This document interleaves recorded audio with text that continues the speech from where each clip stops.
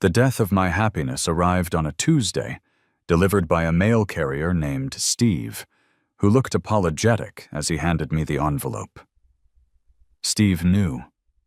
Steve delivered mail to every house in the Rolling Hills estates, which meant Steve was the unwitting courier of misery, the herald of fines, and the mule for the totalitarian regime that ruled our cul-de-sac. "Certified, Dave," Steve said, refusing to make eye contact. "Sorry, you gotta sign." I signed. The pen felt heavy. The envelope was a thick, creamy beige, the color of a retired dentist's windbreaker. In the upper left corner, embossed in a font that tried to look like calligraphy but looked more like a ransom note written by a pretentious spider, were the letters A. The Rolling Hills Homeowners Association.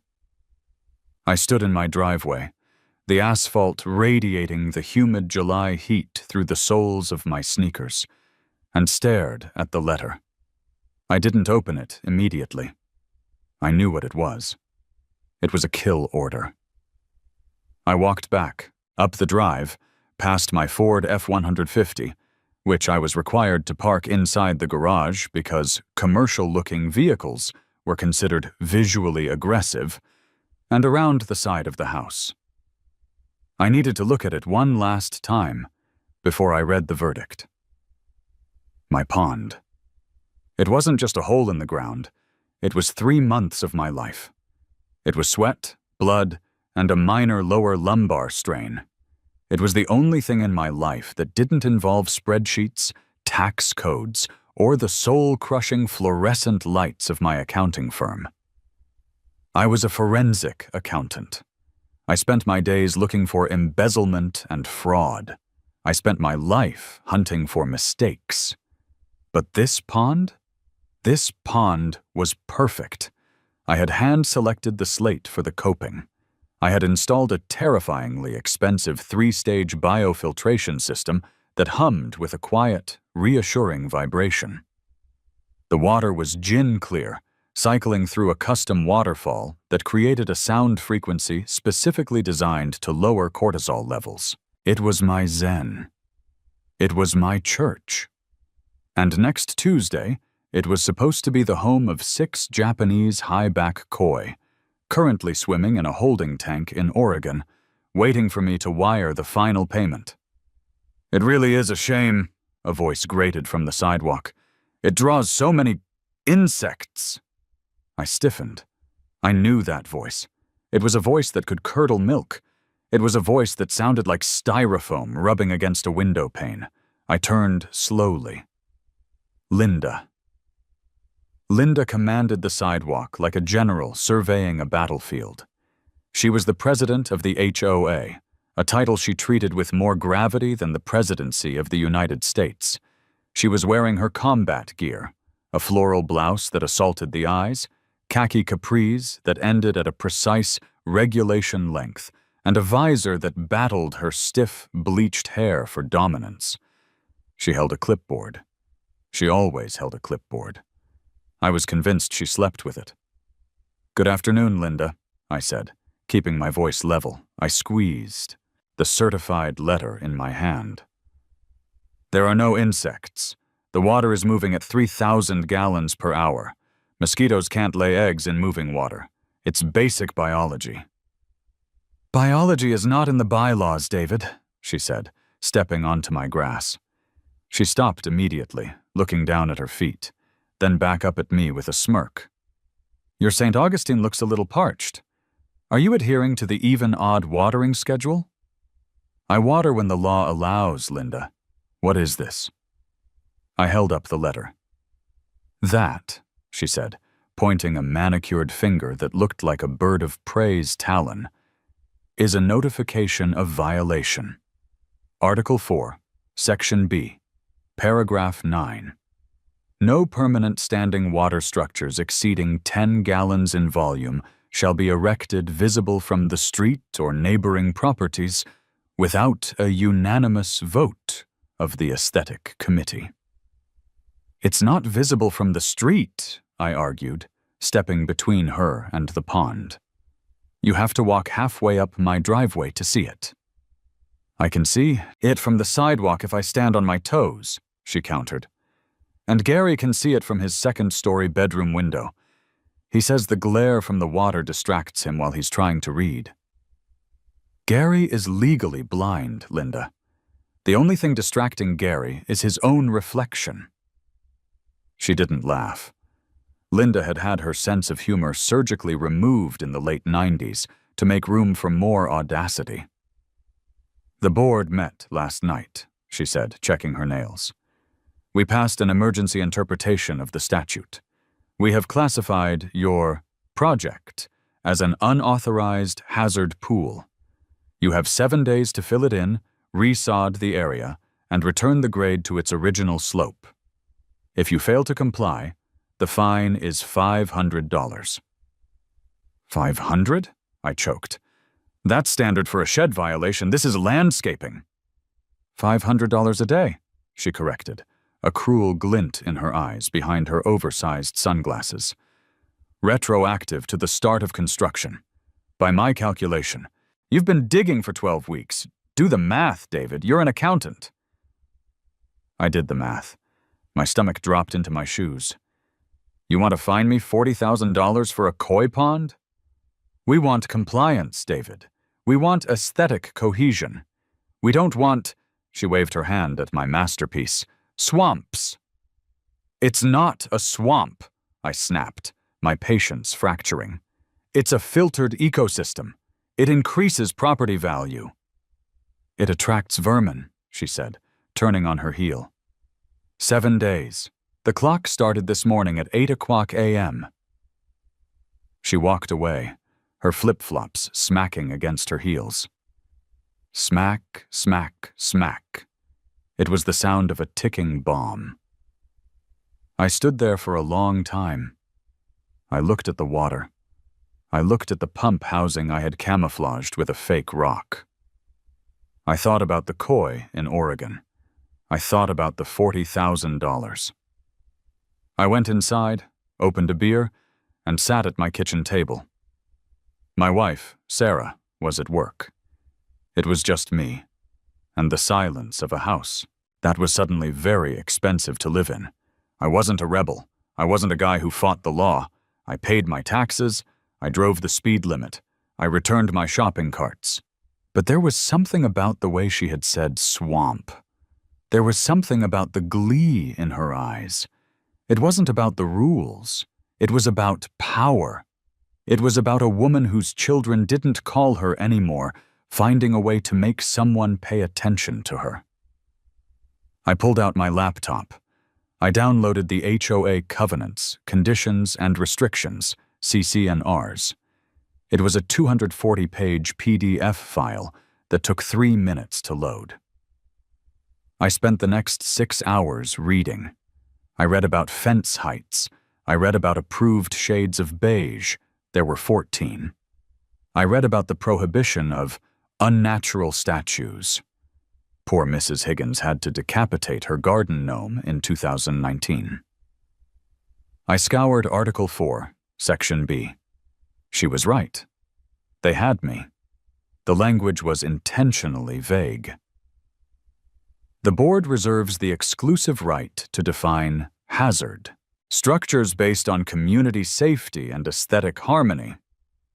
It was a catch-all, a dictator's clause. They could ban my mailbox if they decided it looked too aggressive. I needed a drink, a stronger one. I didn't have any whiskey in the house, so I grabbed my keys and drove. I didn't go to the liquor store. I went to the only place where I felt understood. Fin and Feather was a relic. It was a bait and tackle shop on the edge of town, nestled between a defunct Radio Shack and a vape shop. It smelled of damp earth, night crawlers, and old tobacco. It was the place where I had bought my pond liner. The bell above the door jingled as I walked in. The air conditioning was broken, or maybe just tired. Behind the counter sat Old Man Rivers. I don't know if Rivers was his real last name, but he looked like he had been eroded by water. His skin was leather, his beard was a white thicket, and he was currently restringing a fishing reel with the focus of a bomb disposal expert. "You look like hell, son," Rivers grunted, not looking up. "HOA," I said, leaning against the counter. The glass display case beneath my elbows was full of lures that looked like angry bugs. Rivers spat into a styrofoam cup. "Say no more. Those suburban warlords, what did they get you for? Grass height? Improper shutter color?" "The pond," I said. "They declared it a hazard pool. They want it filled in by next Tuesday. $500 a day if I don't." Rivers stopped winding the reel. He looked up. One of his eyes was milky with cataracts, but the other one was sharp, blue, and piercing. "The koi pond? The one you bought the EPDM liner for? The 45 mil liner?" "Yeah." "That's a damn shame," Rivers shook his head. "That liner is bulletproof. You could drive a tank over it. Waste of good rubber." "I have to cancel the fish order," I said, the words tasting like ash in my mouth. "I can't put $2,000 of Japanese koi into a hole I have to bury next week." "HOAs," Rivers muttered. He stood up and shuffled over to a mini fridge behind the counter. He pulled out a can of generic soda and cracked it open. "They think they own the dirt. They think because they put a gate around the neighborhood, the Constitution don't apply." "They have a loophole," I said. "The aesthetic harmony clause. They can ban anything." "They can't ban federal law," Rivers said. "What?" "I said they can't ban federal law," Rivers repeated. He took a long sip of soda. "You know, back in the 90s, I had a buddy, developer, bought 100 acres of prime real estate down in the valley, was going to put up condos, big money. Then, one day, a surveyor found a salamander." I frowned. "A salamander?" "A tiger salamander," Rivers corrected. "Protected. Endangered. The EPA came in, dropped a hammer the size of Texas, designated the whole 100 acres a critical habitat. My buddy couldn't move a shovel of dirt, couldn't mow the grass, had to let the whole thing go, back to nature, lost his shirt, but the salamanders were happy." I stared at him. The hum of the bait aerators in the back of the shop seemed to get louder. A thought, tiny and dangerous, began to form in the back of my mind. "Are you saying—" I started. "I ain't saying nothing," Rivers said, leaning forward. "I'm just talking about the power of the Endangered Species Act of 1973. It's a powerful piece of legislation, Dave. It trumps local ordinances, it trumps city zoning, and it definitely trumps a beige-loving HOA board led by a woman named Linda." I hadn't even told him her name was Linda.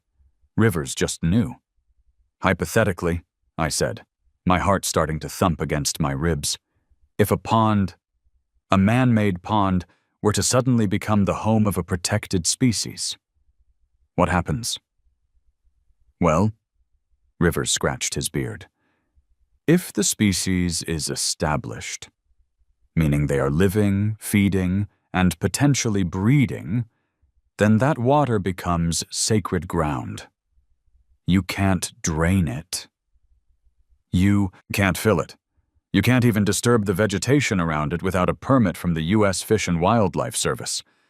And they don't give out permits." "But I can't just go catch an eagle," I said. "No, eagles are birds. Birds fly away. You need something that stays put, something that likes water." Rivers smiled. It was a terrifying smile. He was missing a canine tooth. "You need amphibians." "Frogs? Not just frogs," Rivers said. He reached under the counter and pulled out a binder. It was dusty and smelled like mildew. He flipped through the pages. "You need Lithobates catesbianos." "Bullfrogs?" "Not regular bullfrogs. Those are invasive. You need a specific subspecies. Or," he winked, "a species that looks enough like a rare variant that no HOA landscaper can tell the difference, but requires a federal biologist to confirm. And by the time the biologist gets there, The habitat is already designated." He tapped a page. It showed a massive, mottled green frog with legs, as thick as sausages. "I have a contact," Rivers said. "Guy down in Florida, supplies universities, zoos, research labs. He's got a clutch of breeding stock. Big ones, loud ones. And they come with paperwork. Educational purposes, the paper says. But if they happen to escape into a suitable habitat—" "Rivers," I said, my voice trembling slightly. "Does this guy ship overnight?" "For a price," Rivers said. "And what do they need? To survive?" "That's the catch," Rivers said. He closed the binder. "They don't like your fancy filtered water, Dave. They don't like slate coping. They like muck. They like rot. They like reeds, cattails, and darkness. If you want to save that pond, you have to destroy it first. You have to turn it into a swamp." I thought about Linda. I thought about her standing on my lawn, measuring my grass. I thought about the emergency interpretation. I thought about the $500 fine. I looked at the picture of the frog. It was ugly. It was slimy. It looked like a stress ball made of hate. "Do they make noise?" I asked. Rivers threw his head back and laughed. It was a dry, cackling sound. "Noise? Son, a male in mating season sounds like a foghorn inside a dumpster. They don't croak. They bellow." I pulled out my wallet. I slapped my credit card on the glass counter. "Get me the frogs," I said, "and give me everything you have to make my water look like the Everglades took a dump in it." Rivers picked up the card. "You sure about this? Once you start this, there's no going back. You're inviting the federal government into your backyard. That's like inviting a vampire into your house to kill a mouse." "Linda wants a hazard?" I said, a cold calm settling over me. "I'll give her a hazard. I'll give her a federally protected critical hazard." Rivers nodded. He approved. He punched the numbers into his ancient card reader. "One more thing," he said, handing the card back. "You're gonna need a contractor, someone to rip out that pretty filtration system and dump a truckload of mud in there before the frogs arrive. You got anyone who can keep his mouth shut?" I smiled. "I know a guy. He owes me a favor, and he hates Linda almost as much as I do."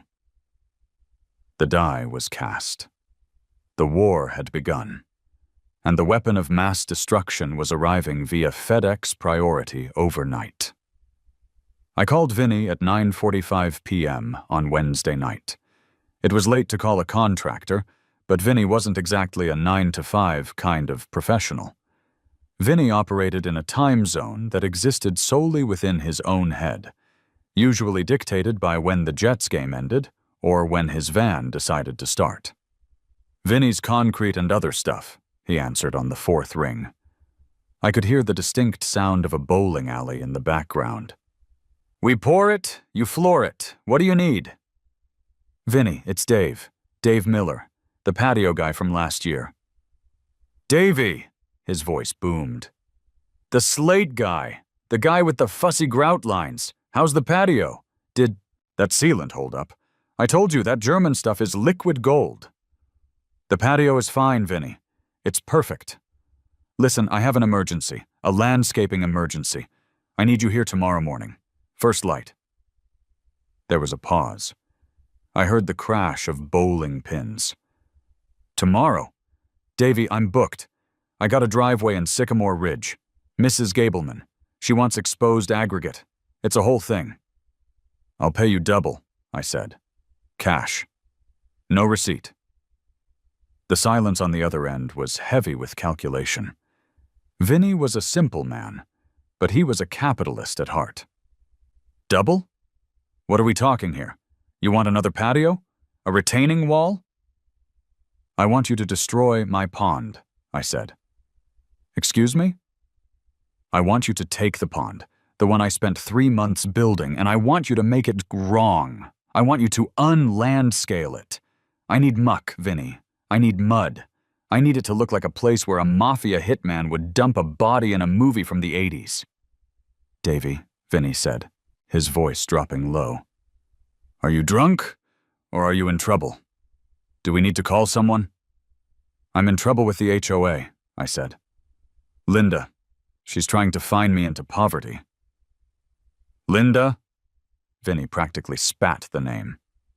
That woman with the clipboard? The one who told me my van was visually offensive because it has rust on the bumper? That's the one. I'll be there at 6 o'clock a.m., Vinny said. I'll bring the shovel. Thursday morning arrived with a sky the color of a bruised plum. I was standing in the driveway with a pot of coffee when Vinny's van, a white Ford E-Series that had clearly survived several wars, rattled around the corner. It backfired once, a sharp crack that echoed through the sleeping neighborhood, and I winced, waiting for Linda's blinds to twitch. Vinny hopped out. He was a fireplug of a man, 5'7" in every direction, wearing work boots that were older than me and a t-shirt that said, I'm not arguing, I'm just explaining why. I'm right. He had an unlit cigar clamped between his teeth. Coffee, he grunted, accepting the mug I offered. He looked at the house across the street. Linda's house. He narrowed his eyes. She watching? She's always watching, Vinny. She has the hearing of a bat and the visual acuity of a predator drone. We have to be fast. I led him to the backyard. The pond was shimmering in the early light. The water was crystal clear. The slate coping was perfectly level. The ferns were lush. Vinny stood there, hands on his hips, chewing his cigar. It's beautiful, Davy. I gotta be honest. You did good work. The coping is tight. The levels are perfect. Why are we killing it? We aren't killing it, I said, handing him a shovel. We are repurposing it. Linda says it's a hazard pool. She wants it filled in. So I'm converting it into a critical wetland habitat to house a protected species of frog. Vinny blinked. He took a sip of coffee. He looked at the pond. Hita looked at me. You're building a swamp, he summarized. Correct. To stick it to Linda. Correct. And you want me to take this $3,000 filtration system and fill it with dirt? Not just dirt, Vinny. Specific dirt. Rivers, the guy at the bait shop, gave me the recipe. We need anaerobic sludge, river mud, clay. And we need to rip out the UV sterilizer because clear water is bad for the frogs. They need gloom. Vinny grinned. It was a slow, wide grin that revealed a gold crown on a back molar. I love it. It's malicious. It's petty. It's beautiful. Where do we start? We start with the tarp, I said, pointing to a pile of blue, heavy-duty canvas. If Linda sees what we're doing, she'll call the cops for an unauthorized construction project. We need to tent the whole area, make it look like we're doing repairs. We spent the next hour rigging a massive blue tarp over the backyard, stringing it from the gutter of the house to the fence line. It cast the entire yard in a weird, Smurf-like gloom. It was hot, it was stuffy, and it was perfect. We were invisible. All right, Vinny said, rubbing his hands together. Operation Swamp Thing. Let's go. The first step was the hardest. I had to disconnect the UV sterilizer. This was a piece of equipment I had researched for weeks. It cost $400. It used ultraviolet light to kill algae at a cellular level. It was the heart of the system. Goodbye, old friend, I whispered, unscrewing the housing. Don't cry, Vinny said, hacking at the perfectly manicured bank of the pond with a spade. Think of the frogs. Think of Linda's face. I'm thinking of my bank account, I muttered. Vinny had brought the materials in the back of his van. He had stopped by a construction site near the river, where they were digging foundations. He had filled 6 contractor bags, with what could only be described as guck. It was heavy, wet, clay-heavy mud that smelled like low tide. "This is the good stuff," Vinny said, dragging a bag over to the edge of the pristine water. "Pure organic decay. You want algae? This is a starter kit for a biological crisis." "Dump it," I said, turning away. I couldn't watch. Splosh! The sound was wet and heavy. The bag emptied into the water. A cloud of brown silt exploded outward, instantly turning the gin-clear water into a chocolate milkshake. Splosh! Splosh! "Oh yeah," Vinny laughed. "That's nasty. That is absolutely foul. The filter is trying to fight it, Davy. Listen to the pump." I listened. The pump, which usually purred, was now making a sound like a blender digesting a shoe. Grr, ergle, clunk. "Kill the pump," I said. "We need the water still. Stagnant." I pulled the plug. The waterfall died. The silence that followed was heavy. The water settled, but it didn't clear. It just sat there, brown and brooding. "Now the decor," Vinny said. We had scavenged materials. I had gone to a questionable nursery on the highway and bought their clearance stock, plants that were half-dead, brown, and ugly, cattails that were shedding fluff, sawgrass that cut your hands if you looked at it wrong. We waded into the muck. I was wearing waders. Vinny just rolled up his pants. He didn't care. We wedged rotting driftwood into the corners. We planted the cattails in the center, letting them droop sadly over the surface. We threw in a handful of duckweed, which I knew would multiply and cover the entire surface in a green slime within 48 hours. By noon, the transformation was complete. We stepped back. The tarp trapped the heat, and the smell of the river mud was starting to rise. It smelled like wet dog and sulfur. The water was opaque. The plants looked like they were dying. A single fly buzzed around Vinny's head. "It's hideous," I said, wiping sweat from my forehead. "It looks like a drainage ditch in a malaria zone." "It's a masterpiece," Vinny corrected, relighting his cigar. "Linda's gonna vomit, I guarantee it. She's gonna look at this and her brain is gonna short-circuit." "That's the hope," I said. "Here." I handed Vinny an envelope with cash. He counted it quickly, his fingers deft. "Pleasure doing business with you, Davy. You call me when the frogs show up. I want to drive by and hear 'em." "You won't have to drive by," I said. "Rivers says you'll hear them from the highway." Vinny packed up his tools. "Hey, if she gives you trouble, I know a guy who does septic tanks. We can really escalate this if we need to." "Let's hope the frogs are enough," I said. Vinny left, his van backfiring one last time as a salute. I took down the tarp. I stood in the open air, waiting for the scream. It didn't come. Linda wasn't home. Her car was gone. She was probably out patrolling the neighborhood, measuring other people's trash cans. I went inside to shower. I scrubbed the smell of swamp off my skin, but the anxiety remained. I had the habitat. Now I needed the tenants. Friday was a blur of nervous pacing. I checked the tracking number on my phone every 10 minutes. FedEx priority overnight. Status, out for delivery. I had told Sarah about the plan. She was skeptical.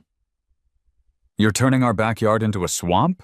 she had asked over dinner on Thursday, staring at me like I had announced I was joining a cult. "It's not a swamp, honey. It's a strategic ecological defense system." "It smells like dirt, David." "That's the smell of freedom," I had replied, "and it smells better than a $40,000 fine." She had sighed, stabbed a piece of broccoli, and said, "Just don't let them get in the house. If I find a frog in the shower, I'm moving to my mother's." Deal. At 10:30 a.m. on Friday, the FedEx truck pulled up. I met the driver at the curb. He was a young guy, wearing headphones around his neck. He handed me a box that was surprisingly heavy. It was white styrofoam, taped shut with red tape. That read, "Live animals. Handle with care. Reptiles, amphibians." "Sign here," he said. "What you got in there? Snakes?" "Guard dogs," I said. "Amphibious guard dogs." He laughed, scanned the box, and handed it over. "Good luck with that, man." I carried the box into the kitchen like it was the Holy Grail. I set it on the island. I cut the tape. Inside was a layer of newspaper, and beneath that, 4 plastic deli cups with perforated lids. They were packed in damp moss. I lifted the first cup. Inside sat a creature that looked less like a frog and more like a partially deflated football with eyes. It was massive. Its skin was a mosaic of olive green, brown, and black. Its throat sac was wrinkled and loose. It stared at me with unblinking golden eyes. Attached to the side of the box was a plastic sleeve containing the paperwork. This was the most important part. I pulled it out. Certificate of Origin. Species, Rana draytonii, California red-legged frog complex. Source, Authorized Captive Breeding Program. Permit number, USF S998 AZ225. It looked official. It looked terrifyingly bureaucratic. It was beautiful. I took the box to the backyard. I sat on the edge of the new swamp. The water had settled slightly, but it was still murky and brown. The duckweed had already started to spread, creating little green islands. "Okay, guys," I whispered. "This is it. This is your new kingdom. It's got mud, it's got bugs, and it's got a HOA president across the street who hates your guts.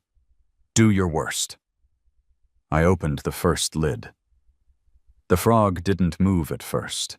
It just sat there, breathing, its sides heaving. Then, with a sudden, explosive motion, it launched itself.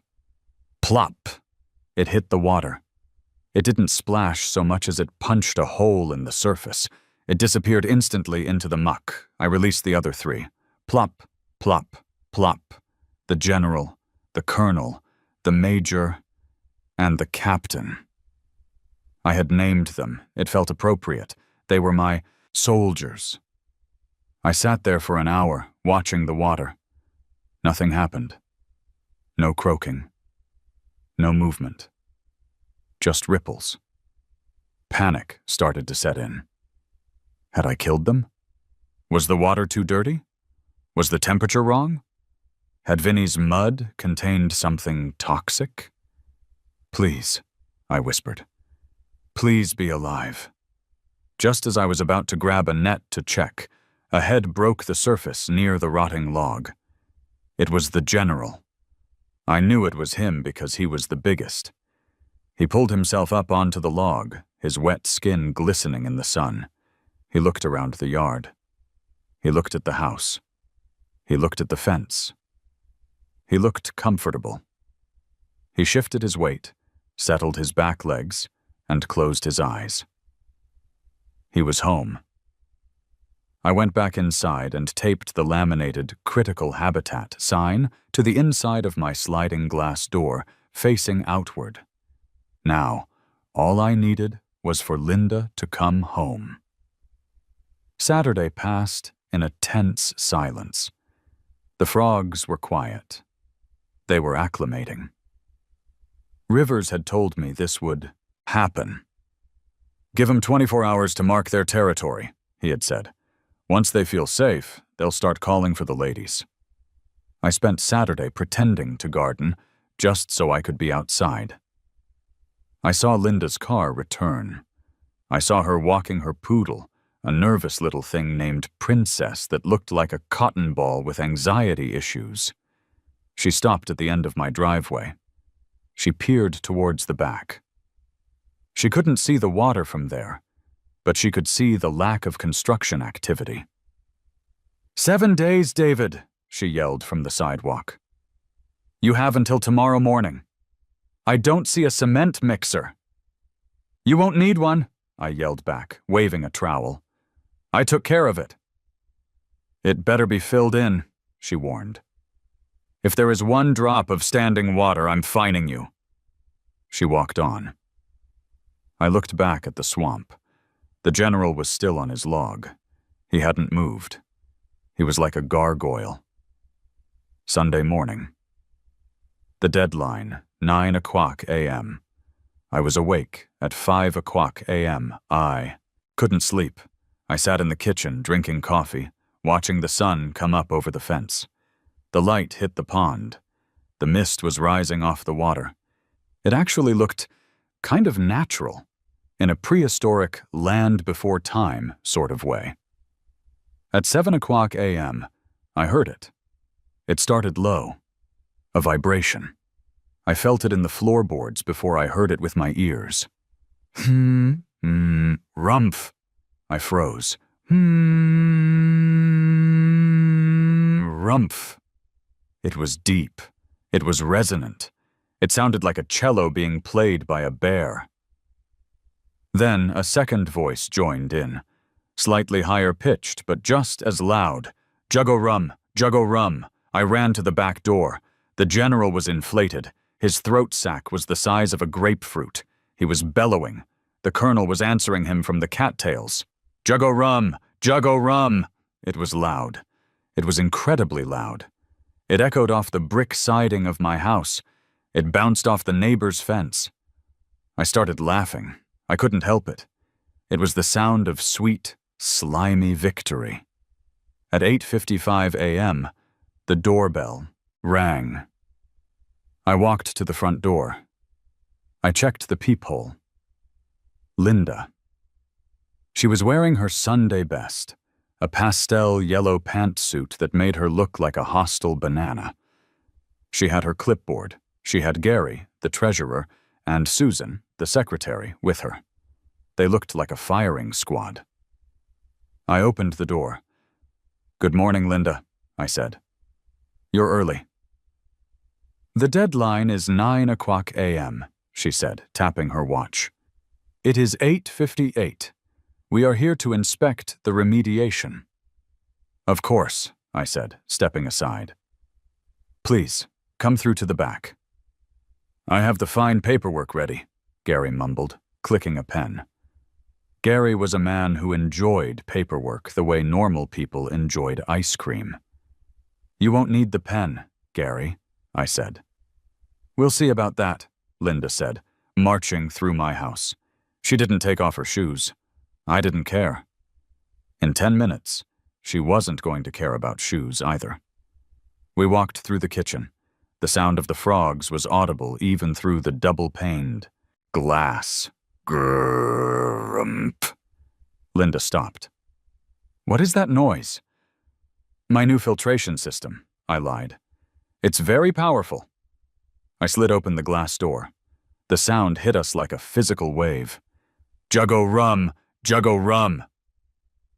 Linda stepped onto the patio. She looked at the yard. She stopped dead. The tarp was gone. The pristine slate and clear water were gone. In their place was a brown, reedy, muddy lagoon. The smell of decay wafted up to greet us. David, Linda whispered, her voice trembling with rage. What? What is this? I told you, Linda, I said, leaning against the doorframe. I fixed the problem. It's no longer a hazard pool. It's a swamp, she screamed, spinning around.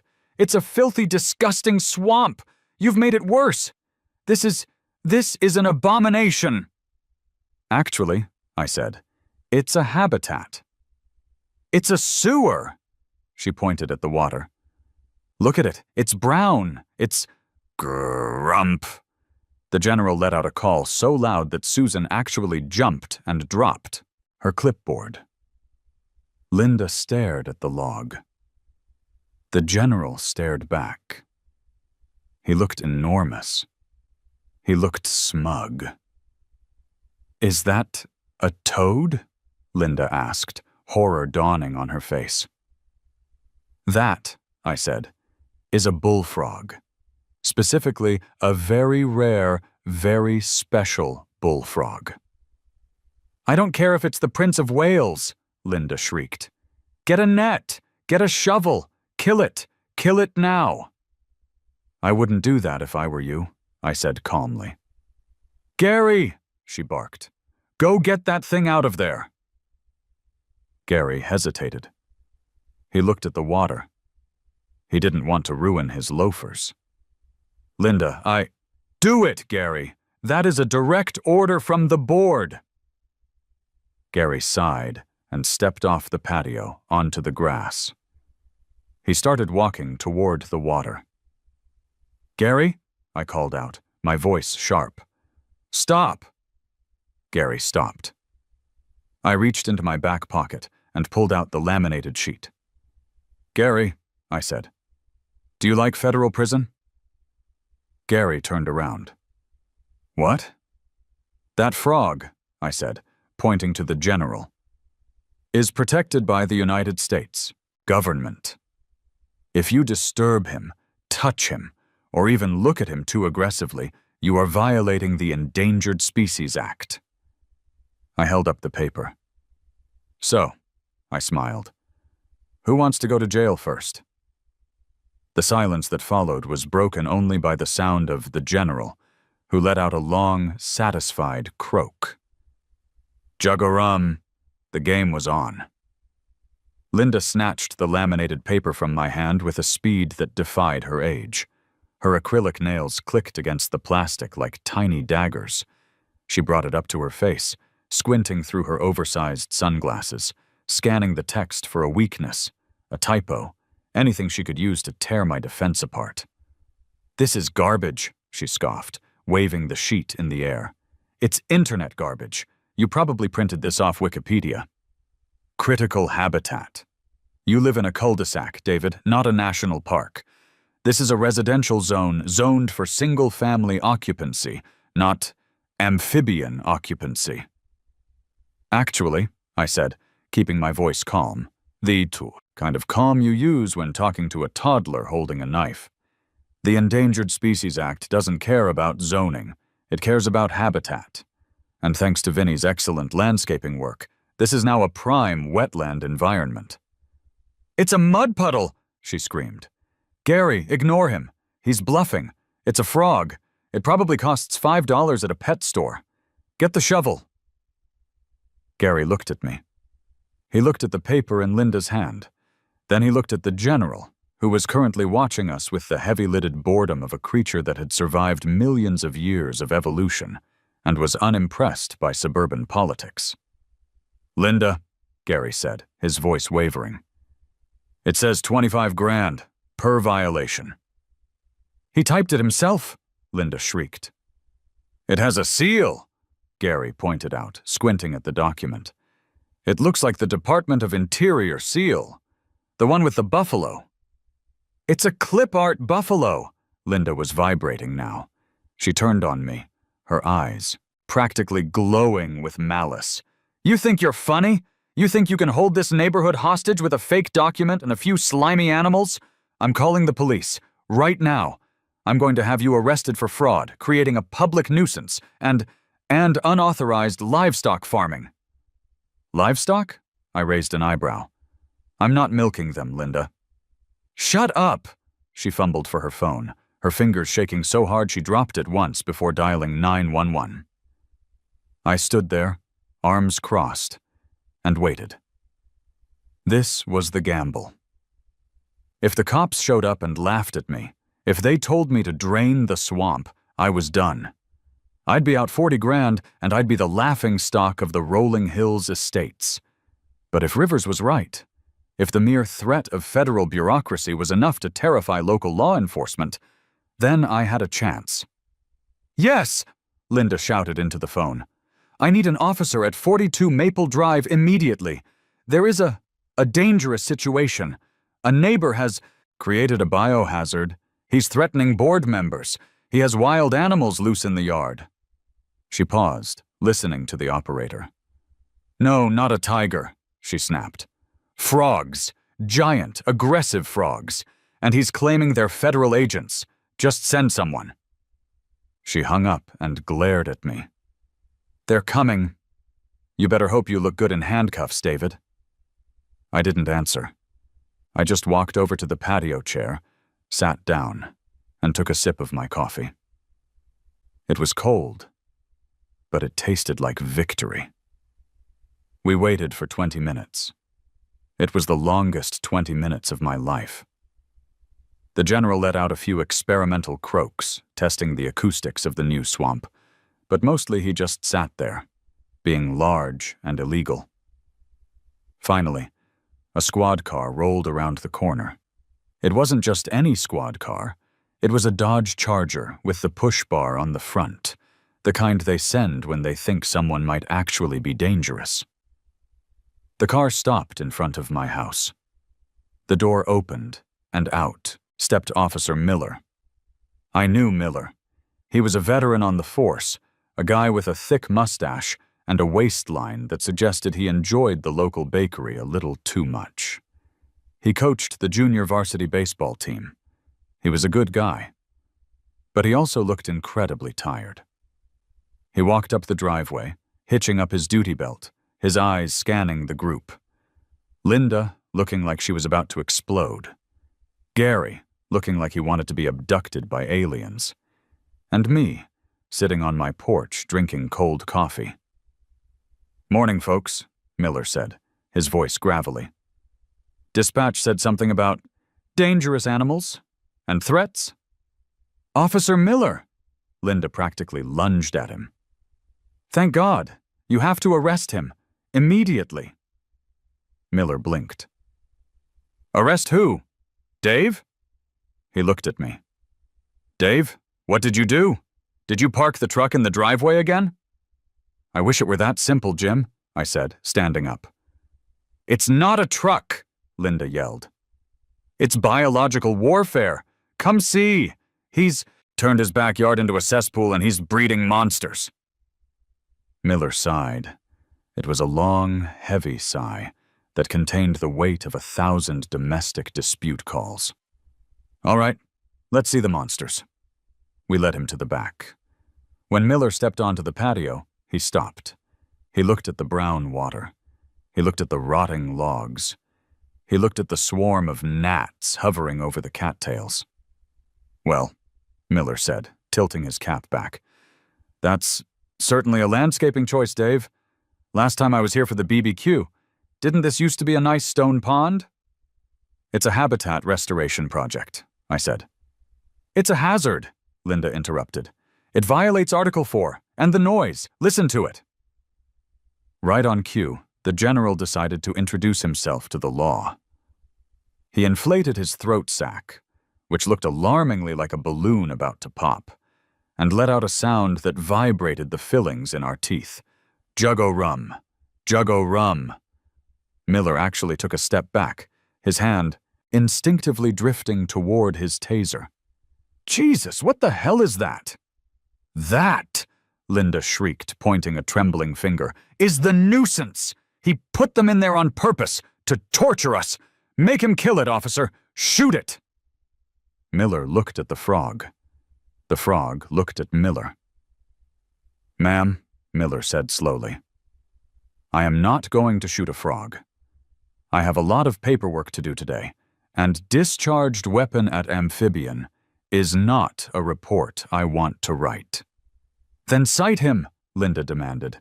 "Noise ordinance, public nuisance, health code violation." Miller looked at me. "Dave, she's got a point on the noise.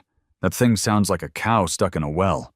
And the water, if the health inspector sees this—" "I understand, officer," I said, stepping forward. "And I would love to comply, really. I'd love to drain it and get rid of the noise, but I can't." "Why not?"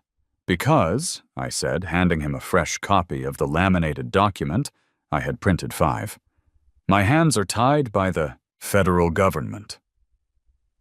Miller took the paper. He adjusted his glasses. He read the header.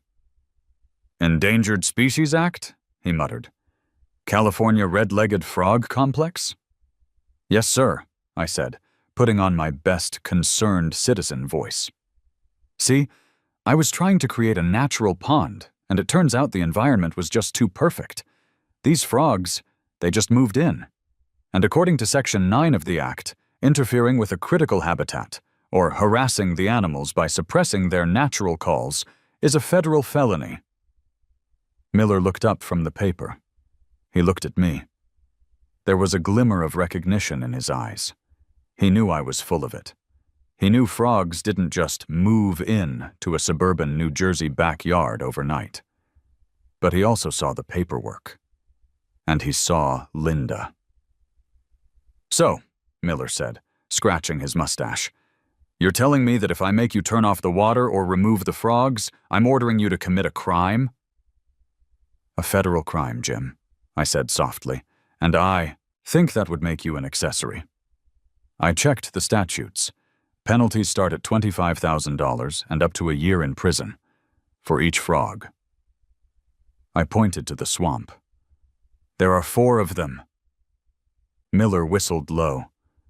That's $100 grand, and 4 years. He's lying, Linda screamed. She was pulling at her hair now. It's a trick. Frogs don't have rights. Miller turned to Linda. His face hardened. He was tired of being yelled at. Actually, Linda, Miller said, they do. If this is a protected species, this is way above my pay grade. This is fish and wildlife territory. I'm just a local cop. I can enforce noise ordinances on stereos and barking dogs, but I can't enforce a noise ordinance on a wild animal. That's nature. It's not nature, Linda yelled. He bought them. He bought them from a guy named Rivers. Did you? Miller asked me. I have no recollection of that, I said. I just built a pond. Nature found a way. Miller looked back at the document. He handed it back to me. Look, Miller said to Linda, here's the deal. I can't verify if these frogs are special or not. I'm not a biologist. But I also can't order a citizen to destroy a potential federal habitat based on a noise complaint. If you want this gone, you need to call the EPA or Fish and Wildlife. Until they say it's safe to remove them, this swamp stays. You're useless, Linda spat. I'll call the mayor. I'll call the governor. You do that, Miller said, turning back to his car. Dave, keep it reasonable? Maybe buy some earplugs for the neighbors? I'll do my best, officer, I said. Miller got in his car. As he rolled up the window, I swear I saw him smiling. He drove away, leaving Linda standing on my lawn, looking like she had just swallowed a lemon whole. This isn't over, she hissed. I'm going to call every agency in the book. I'm going to have this house condemned. Be careful, Linda, I said, stepping back inside and sliding the door shut. You don't want to disturb the habitat. The general is watching. The victory was sweet, but short-lived. That night, the reality of what I had done set in. Have you ever heard a bullfrog? I mean, really heard one? It's not a background noise, it's a physical event. At 2:00 a.m., the quartet of frogs decided to perform an opera, Jug-o-rum, grr-rumph, wah-oo. It was deafening. My bedroom window faced the backyard. Even with the windows closed, it sounded like there was a frat party happening in my garden, except the frat brothers were wet, slimy, and communicating via bass drops. Sarah rolled over in bed, pulling the pillow over her head. David, she muffled through the down feathers. Yes, honey? I hate them. I hate them so much. They're saving our savings account, I whispered, staring at the ceiling. They sound like dying cows, she groaned. Can't we just put a muzzle on them? That would be harassment, I said. Federal crime.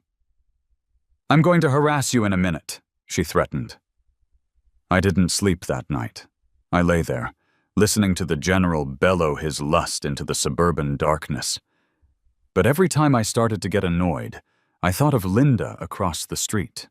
I thought of her lying in her beige bedroom, staring at her beige ceiling, listening to the same sound. And I smiled. The next 3 days were a war of attrition. Linda didn't give up. She was a woman possessed. She couldn't get the police to act, so she went for the throat. The HOA legal team. On Wednesday afternoon, a process server showed up at my door. He handed me a thick packet of papers. Emergency C, injunctive relief. Rolling Hills HOA versus David Miller. Motion to compel remediation of biohazard. They were suing me. Not just fining me, suing me. They were asking a judge to sign an order forcing me to hire a hazmat team to sterilize the yard. I read the lawsuit at the kitchen table. It was aggressive. They claimed the frogs were an invasive species introduced with malicious intent, true, and that the swamp was a breeding ground for West Nile virus, possibly true, though I hadn't seen any mosquitoes yet. I called Rivers. "They're suing me," I said. "Good," Rivers said, sounding like he was eating gravel. "That means they're desperate. Now you make the call." "What call?" "The call you should have made on day one," Rivers said. "You call the feds yourself. You report the habitat. You get it designated before their judge can sign that order. Once it's on the official map, no judge in the county can touch it." "But won't the feds know I put them there?" I asked. "I mean, the frogs have to come from somewhere." "Dave," Rivers sighed, "the government is a machine. It doesn't care about the how. It cares about the what. If an agent sees an endangered animal in a suitable habitat, their job is to protect it. They don't run a background check on the frog. Just make the call.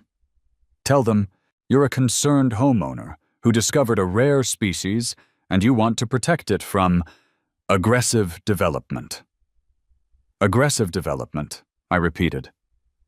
"I like that." I hung up. I looked at the phone. I dialed the number for the regional office of the U.S. Fish and Wildlife Service. "USFWS, Agent Garcia speaking." "Hi," I said, trying to sound like a birdwatcher who had just stumbled upon the discovery of the century. "My name is David Miller. I live in Rolling Hills. I think I have a colony of California red-legged frogs in my backyard pond, and my homeowners association is threatening to bulldoze them tomorrow." There was a silence on the line. "Did you say bulldoze?" Agent Garcia asked. Her voice was sharp. "Yes, ma'am. They have a contractor lined up. They said they don't care about the frogs. They called them, let me check my notes, slimy nuisances that need to be exterminated." "I see," Garcia said. The tone of her voice changed. It went from bored bureaucrat to something else. Something dangerous. "Mr. Miller, do not let anyone touch that water. I'm sending a field team. We'll be there in an hour." "Thank you, Agent," I said. "Please hurry. Linda looks very angry." I hung up the phone and walked to the window.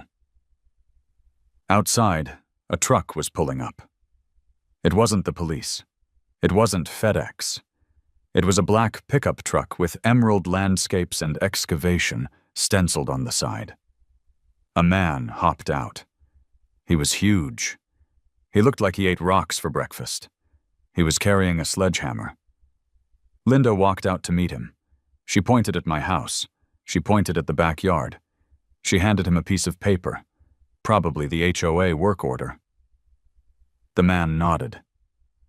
He spit on the ground. He started walking toward my gate. My heart hammered against my ribs. The feds were an hour away. The sledgehammer was 30 seconds away. I ran to the back door. I threw it open. "Hey!" I yelled. "Hey! You can't come in here!" The man stopped at the sun. Gate. He looked at me. HOA order, buddy. Emergency abatement. Step aside. I'm telling you, I shouted, backing up toward the pond where the general was sunning himself. If you come through that gate, you're breaking federal law. I don't see no feds, the man grunted. He reached for the latch. I looked at the street. Empty. I looked at the frogs. Sing, you idiots, I whispered. Sing for your lives. The general just blinked. The man lifted the latch. The gate creaked open. Linda, I screamed over his shoulder. Call him off. The Fish and Wildlife Service is on their way. Linda stood on the sidewalk, arms crossed, smiling. I don't believe you, David. Destroy it, Mr. Henderson. Henderson stepped into the yard. He raised the sledgehammer. He was aiming for the camouflaged pump housing. And then a sound cut through the air. Not a croak, not a scream. A siren. A short, sharp whoop whoop that sounded like authority. A black SUV tore around the corner, jumped the sword curb, and screeched to a halt right on Linda's prize-winning petunias. The doors flew open. Agent Garcia didn't look like a biologist. She looked like a SWAT team member who happened to like animals. She was wearing a tactical vest that said Federal Wildlife Officer. Drop the hammer, she shouted, pointing a finger that looked more dangerous than a gun. Drop it right now! Henderson froze. The hammer hovered in the air. Step away from the wetland, Garcia commanded, marching across the lawn with her partner right behind her. Henderson dropped the hammer. Thud. Linda's mouth fell open. Her sunglasses slipped down her nose. I slumped against the doorframe, my knees turning to jelly. Welcome to the swamp, I whispered. Silence is a rare commodity in the suburbs. Usually there's a lawnmower humming, a dog barking, or the distant drone of a leaf blower. But in the moments after Agent Garcia shouted, "Step away from the wetland," the silence on Maple Drive was absolute. It was heavy. It was the kind of silence that usually precedes a crater being formed. Mr. Henderson, the human refrigerator hired by the HOA, looked at the sledgehammer lying in the grass near his steel-toed boots. He looked at Agent Garcia, whose hand was resting casually, but intentionally, near the holster on her hip. Then he looked at Linda. You didn't say nothing about feds, Henderson said. His voice was a low rumble of betrayal. You said it was a code violation. You said it was a civil cleanup. It is, Linda shrieked, finding her voice.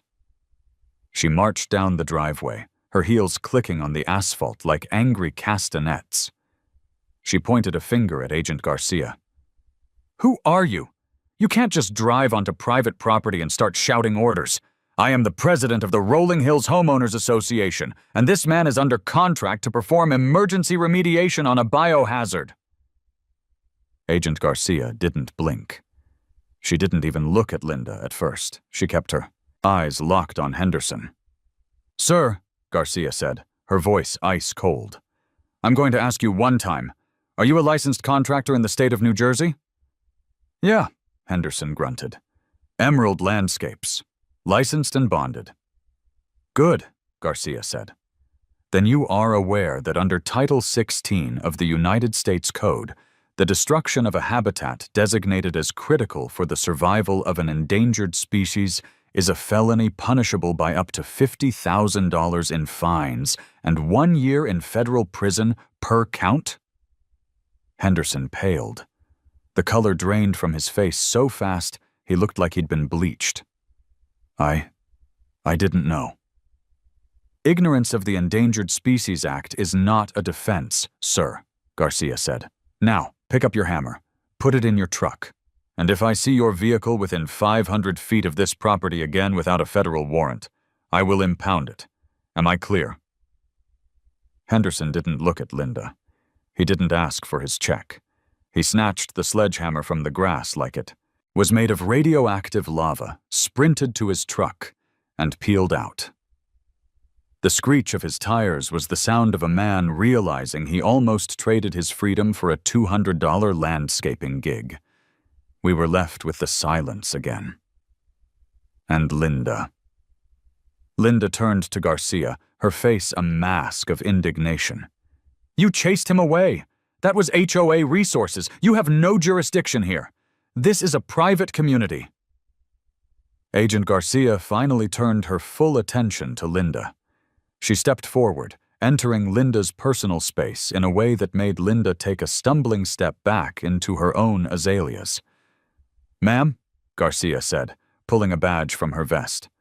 It caught the sun, flashing gold and authoritative.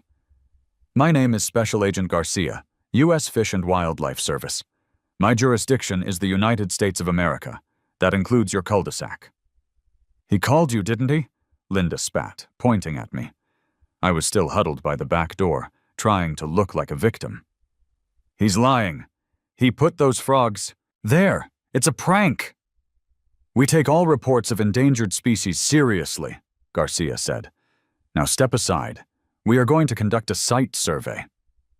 "I'm coming with you," Linda declared. "As the property representative." "You are not the property owner," Garcia cut her off, "and you are currently investigating a nuisance. If you interfere with a federal investigation, I will place you in the back of my unit. Do you understand?" Linda's mouth opened and closed like a fish on a dock. She looked at the neighbors who had started to gather on their porches. She looked at me. She crossed her arms and huffed. "Fine, but I'm watching you." "Agent Smith," Garcia said to her partner, a man who looked like he was carved out of granite and wore sunglasses that probably had X-ray vision. "Secure the perimeter. No one enters the backyard." "On it," Smith grunted.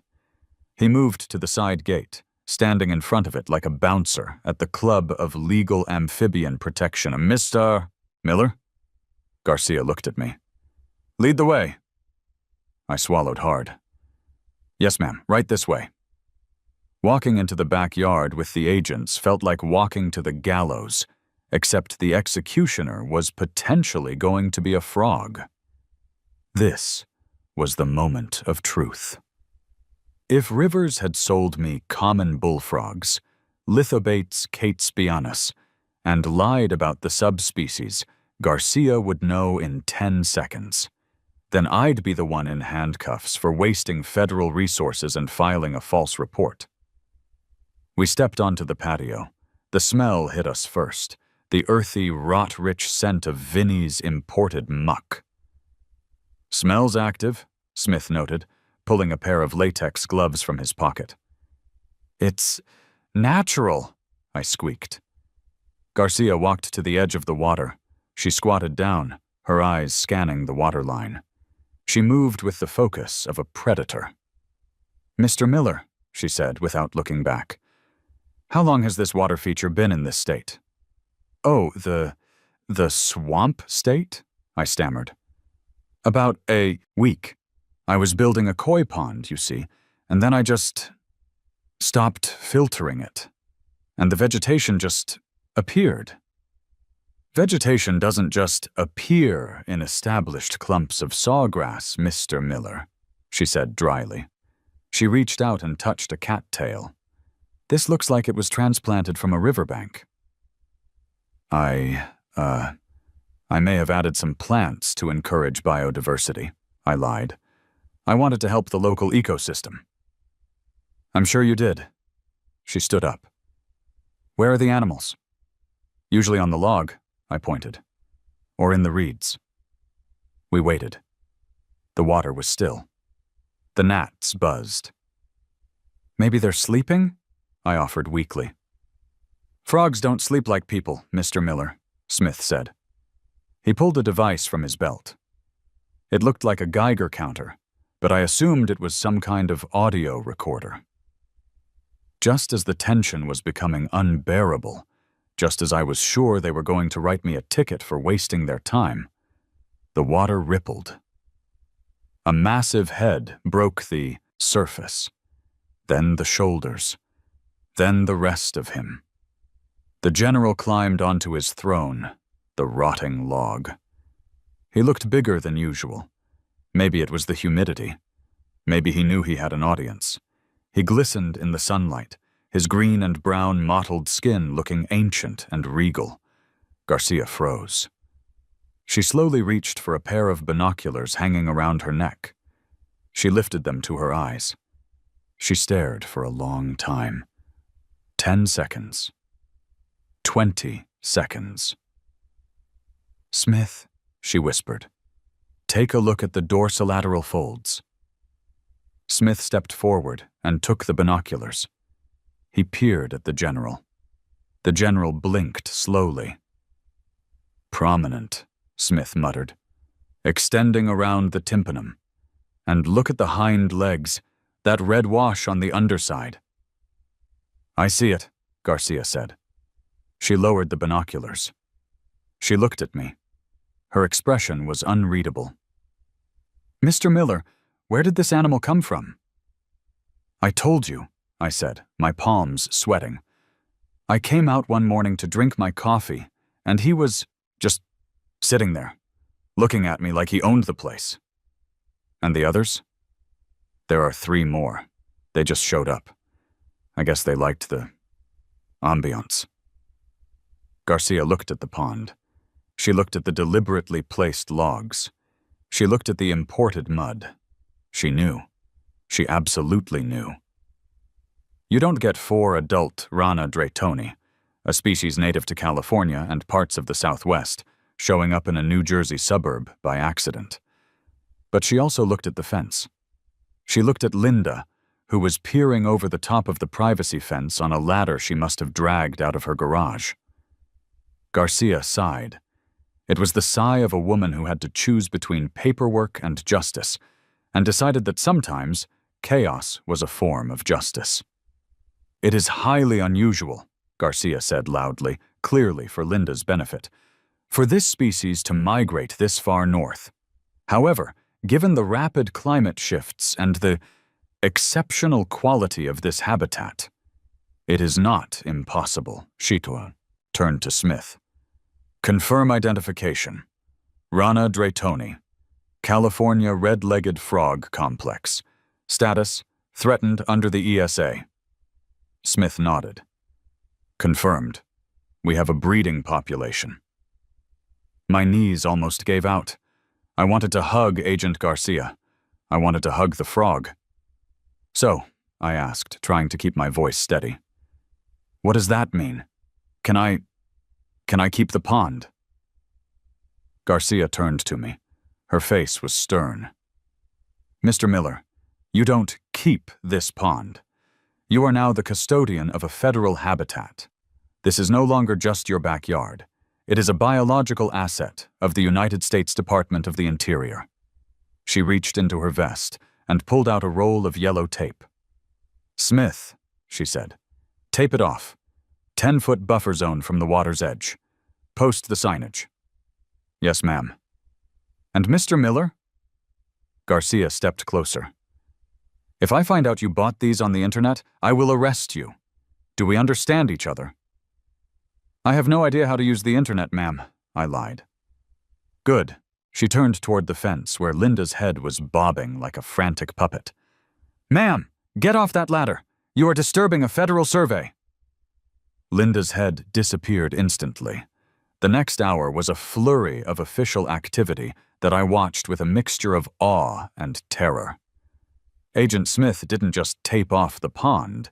He staked it. He drove wooden stakes into my lawn, my once manicured Kentucky bluegrass, and wrapped thick yellow tape around them. The tape read, "Critical Habitat. Do not enter. U.S. Fish and Wildlife Service." Then came the signs. They were metal, official, and terrifying. Warning: Protected Species Habitat.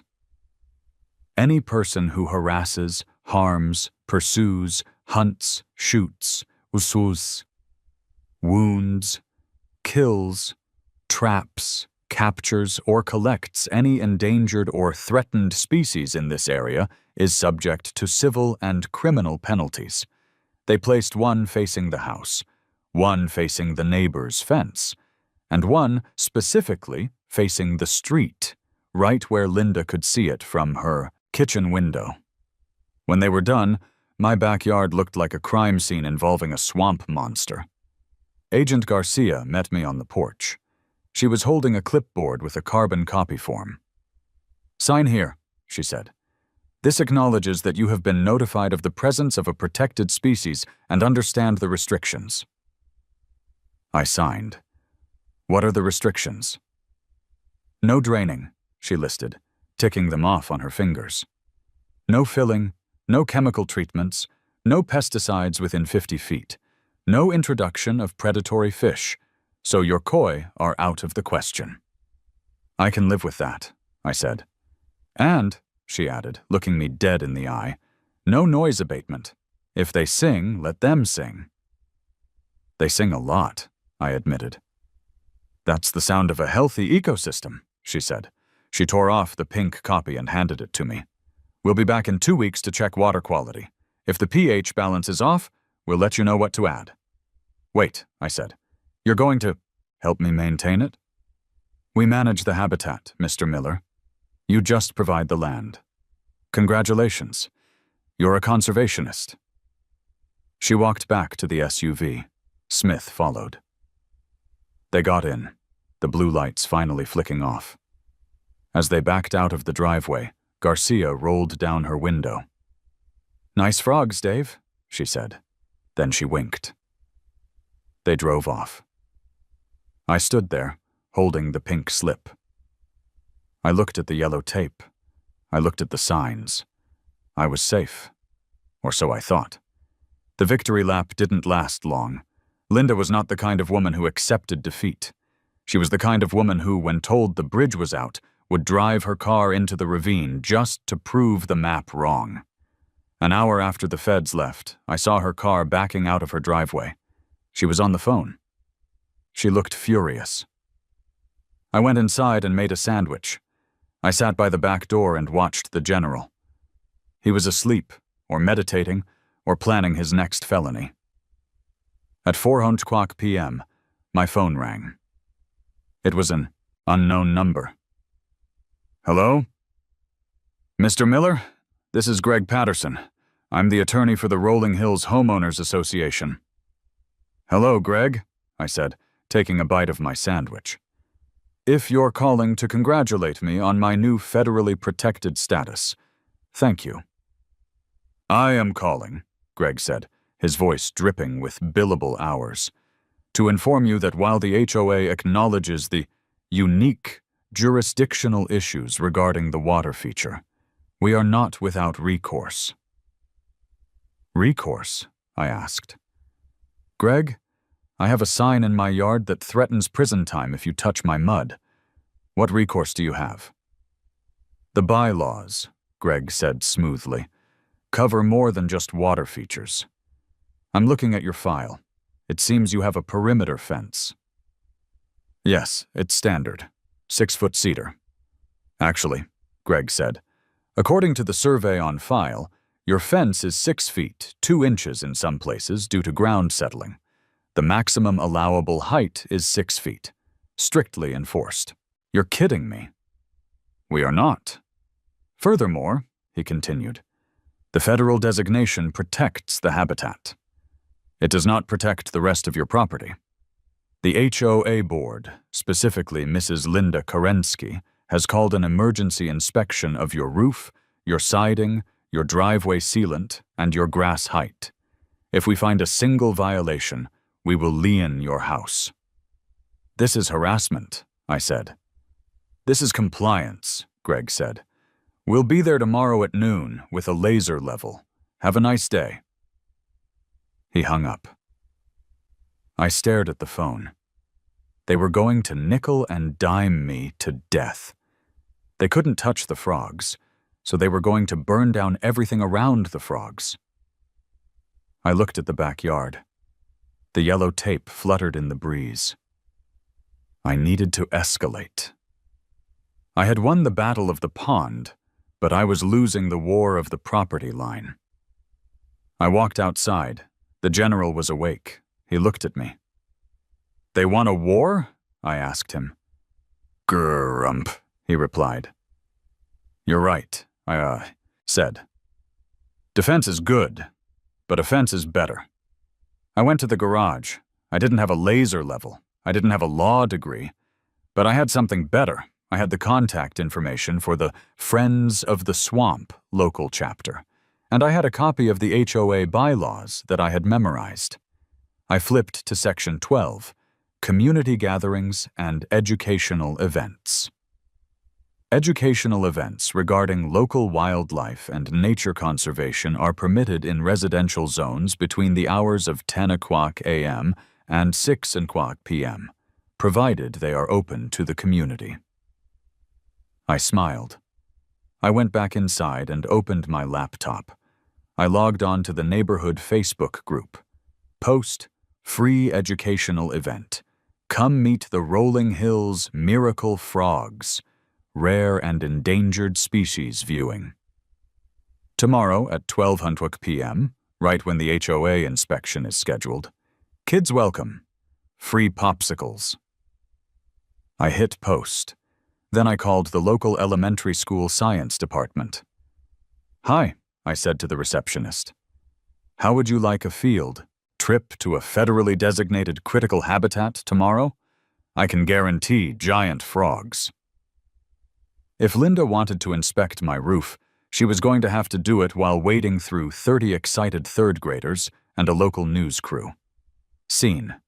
The next day. The inspection. Noon arrived. It was a hot, sticky Tuesday. Linda arrived with Greg, the lawyer, and a guy holding a laser measuring tool. They looked ready for surgery. They marched up my driveway with grim determination. "Mr. Miller," Greg said, adjusting his tie, "we are here to measure the fence." "Come on in," I said, opening the gate. "Watch your step." They stepped into the backyard and stopped. The yard was not empty. It was packed. There were 25 third graders wearing neon safety vests. There was a teacher pointing at the pond. There was a reporter from the County Gazette taking photos. There were 3 neighbors eating the popsicles I had bought in bulk. "And here," the teacher was saying, "we see the rana, Draytoni in its natural, federally protected environment. Can everyone say conservation?" "Conservation!" the kids screamed. Linda froze. What is this?" "It's an educational event," I said, smiling like a shark. "Section 12 of the bylaws. Perfectly legal. And look, Linda, the press is here." The reporter turned around. "Are you the HOA president? Is it true you tried to bulldoze this sanctuary?" Linda's eyes went wide. She looked at the kids. She looked at the camera. She looked at Greg. Greg closed his folder. "Linda, we're leaving." "But the fence," Linda hissed. "It's 2 inches too high." "Linda," Greg whispered, harsh enough for me to hear, "you cannot be filmed measuring a fence while a bunch of orphans look at endangered frogs. It's PR suicide. We are leaving." "They aren't orphans," she protested. "Move," Greg ordered. They turned around and walked out. The reporter followed them, asking questions about their stance on wildlife preservation. I stood there, surrounded by screaming children and croaking frogs. The general let out a massive jug-a-rum. A kid pointed. "He's huge." "Yeah," I said, patting the kid on the head. "He's the boss." I had won the second round, but I knew Linda. She wasn't done. She was just regrouping. And I knew that eventually the kids would go home. The reporter would leave, and it would just be me, the frogs, and a woman with a vengeance complex living across the street. I needed a permanent solution. I needed to make myself untouchable. I looked at the yellow tape again. U.S. government property. And then it hit me. If the habitat was federal, maybe, just maybe, I could get a tax break. Or better yet, a grant. I pulled out my phone and searched. Government grants for private wetland stewardship. Thousands of dollars in available funds popped up.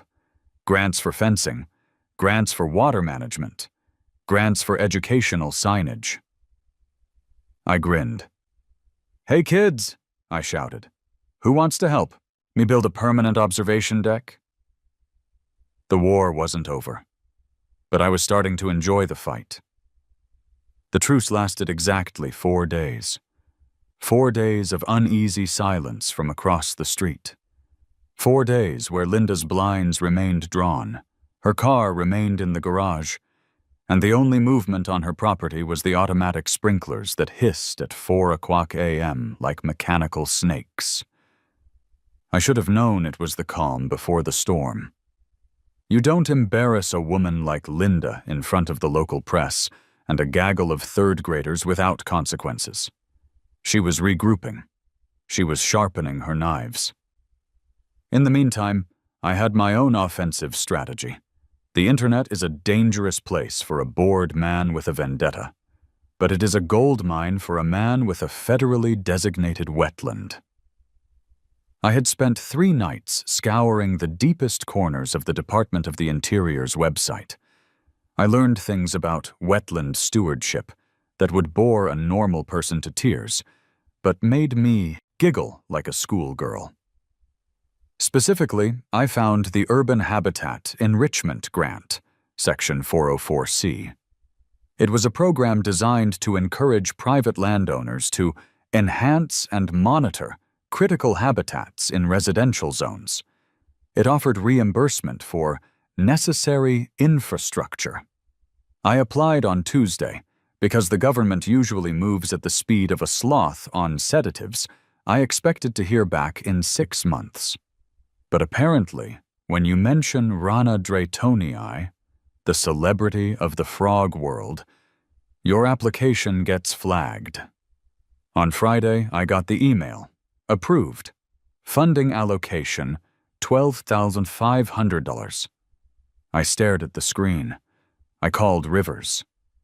"Rivers," I said, "I got the grant." "The hell you did?" Rivers wheezed. "The stewardship grant? That's for universities." "And apparently," I said, leaning back in my chair, "for passionate private conservationists.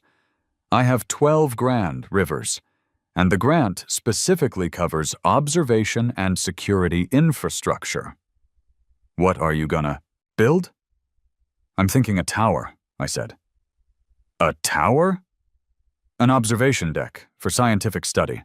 It needs to be high enough to survey the entire habitat." "And high enough to see into Linda's bedroom?" Rivers cackled. "That is merely a happy coincidence of the topography." I hired Vinny again. When Vinny pulled up on Saturday morning, he looked at the yellow tape, the federal signs, and the massive frogs sunning themselves on the logs. "You're a sick man, Davy," Vinny said, shaking his head with admiration. "This place smells like a boot. It's disgusting.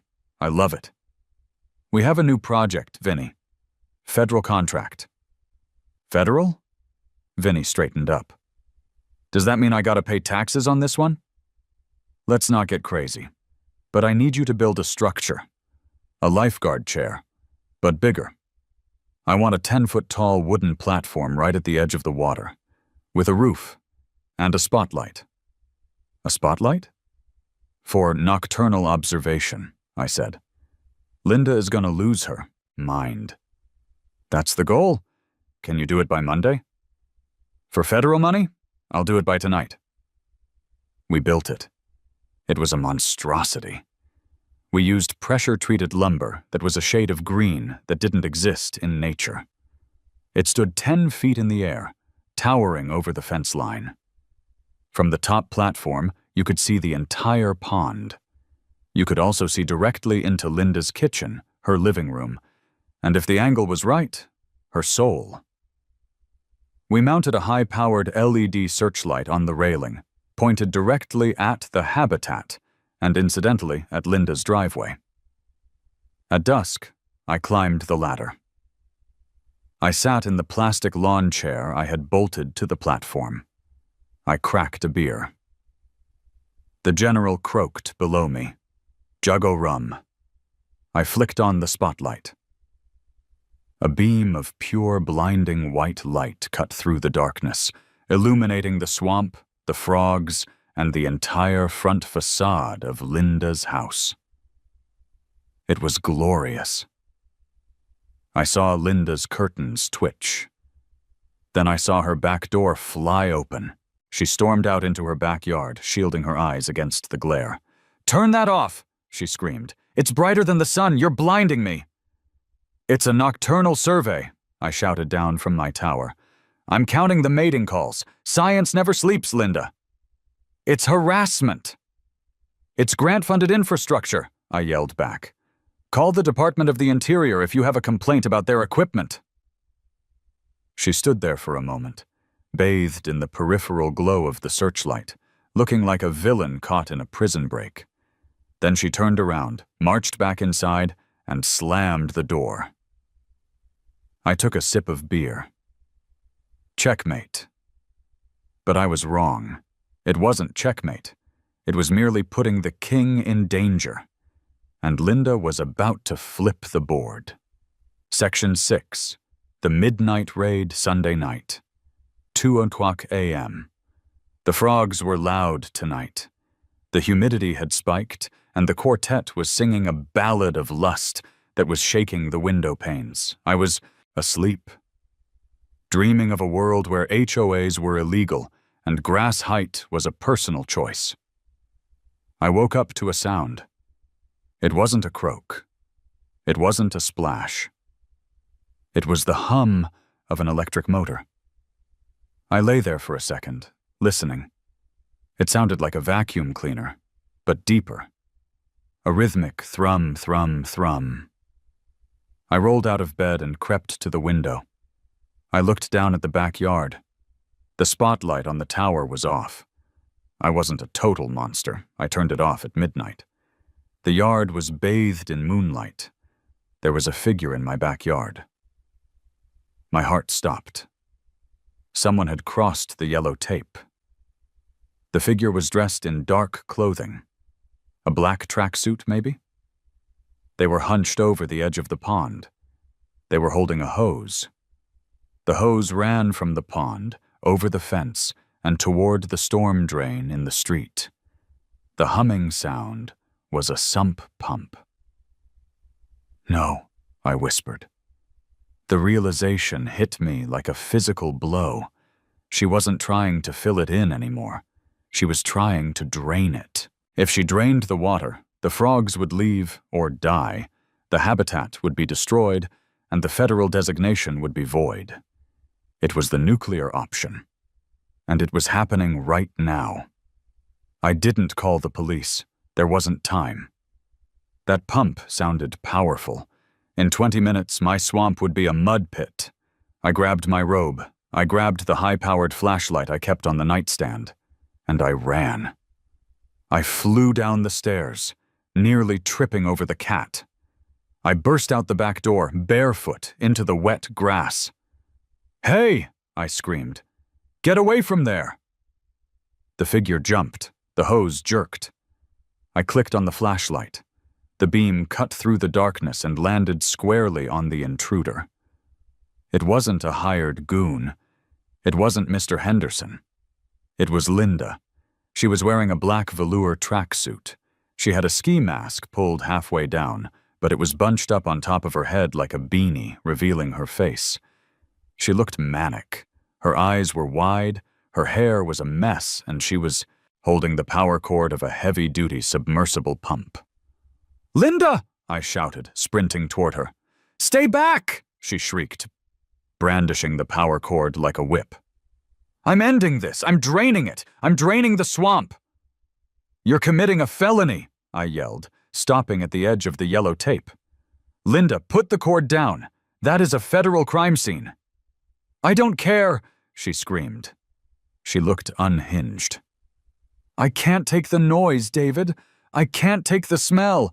I can't take you. I'm the president. I make the rules. She kicked the pump deeper into the mud. The water level was already visibly lower. The general was sitting on a lily pad, looking confused as his swimming pool started to recede. "You're killing them," I yelled. "Good," she spat. "Let them die. Let them all die." She reached for a bottle sitting on the grass next to her. A white jug. Bleach.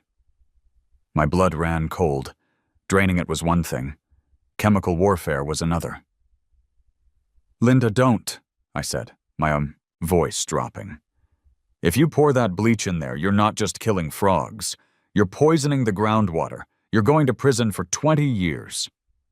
"It's just cleaning fluid," she yelled, uncapping the bottle. "I'm sanitizing the hazard." She tipped the bottle. I didn't think. I just reacted. I tackled her. I launched myself across the yellow tape, ignoring the federal warnings, and slammed into Linda. We hit the mud hard. It was wet, slimy, and smelled like rotting eggs. The bleach bottle flew out of her hand, landing harmlessly in the tall grass. The pump cord ripped out of the extension cord socket, killing the motor instantly. Silence rushed back into the yard, broken only by our heavy breathing and the squelch of mud. "Get off me!" Linda screamed, clawing at my robe. "Assault! Assault!" "You're under arrest!" I shouted back, though I had absolutely no authority to arrest anyone. "Citizens arrest!" We were wrestling in the mud. Me, a forensic, accountant in a bathrobe. Her, an HOA president in a velour tracksuit. It was the most undignified moment of my life. And then, the lights came on. Not my spotlight. Red and blue lights. Lots of them. "Police! Freeze!" A beam of light from the neighbor's yard hit us, then another from the street. I looked up, panting, mud dripping from my nose. Standing at the fence line was Officer Miller, and next to him, looking like she had just won the lottery, was Agent Garcia. "Agent Garcia?" I wheezed. "How?" "Motion sensors, Mr. Miller," Garcia said, stepping over the broken fence panel Linda had pried open. She was holding her weapon low, but ready. "We got a tamper alert on the remote feed 5 minutes ago." She looked at me. She looked at Linda, who was pinned beneath me in the muck covered in algae. "Get off her, David," Miller said, sounding exhausted. I rolled off and stood up, raising my hands. She had bleach. She was trying to poison the habitat. Garcia walked over to the white jug lying in the grass. She picked it up with a gloved hand. She sniffed it. She looked at the pump. She turned to Linda. Linda sat up. She looked like a swamp creature. Her velour tracksuit was ruined. Her hair was plastered to her skull with duckweed. "Ma'am," Garcia said, her voice deadly quiet. "Did you attempt to introduce a toxic chemical agent into a federally designated critical habitat?" "I was cleaning," Linda sobbed. "I was just cleaning." "And the pump?" Garcia pointed to the silence machine in the water. I wanted the noise to stop." Garcia holstered her weapon. She pulled out a pair of handcuffs. They clicked with a finality that echoed louder than any bullfrog. "Linda Kerensky," Garcia said, pulling Linda to her feet. "You are under arrest for violation of the Endangered Species Act, trespassing, destruction of federal property, and attempted ecocide." "Ecocide?" Linda wailed as the cuffs snapped shut. "I'm the HOA president." "Not anymore," Garcia said. "Officer Miller, would you like to add the local charges?" Miller stepped forward. He looked at Linda. He looked at the mud on his boots. "Breaking and entering," Miller listed. "Criminal mischief, and Yeah, I think we can tack on a noise violation for the screaming. They walked her out. Linda was crying. She was covered in mud. As they led her past the pond, the general let out one single, punctuated croak. Grrr, rump. It sounded like guilty. Section 7. The Aftermath. The fall of Linda was swift and total. The legal fees alone were enough to bankrupt her, but the federal charges were the nail in the coffin. She pleaded guilty to a lesser charge of negligent habitat disturbance to avoid prison time, but the plea deal came with conditions. She was barred from holding any position of authority in any housing association for life. She was fined $50,000. And as part of her probation, she was forbidden from coming within 500 yards of a protected wetland. Since my backyard, and by extension the entire cul-de-sac, was now a designated wetland zone, she had to move. She sold the house 3 weeks later. She didn't even put up a sign. A "We Buy Ugly Houses" guy showed up, paid cash, and she was gone in the middle of the night. The neighborhood changed after that. With the tyrant gone, the HOA board collapsed. Nobody wanted the job.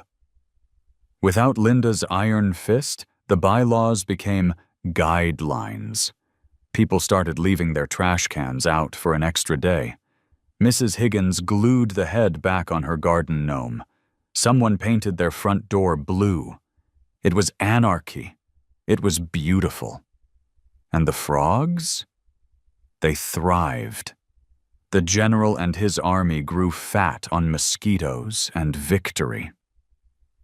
The grant money kept coming. I used the rest of the cash to build a boardwalk over the swamp so I could feed them crickets without getting my feet wet. I became known as the Frog Man of Rolling Hills.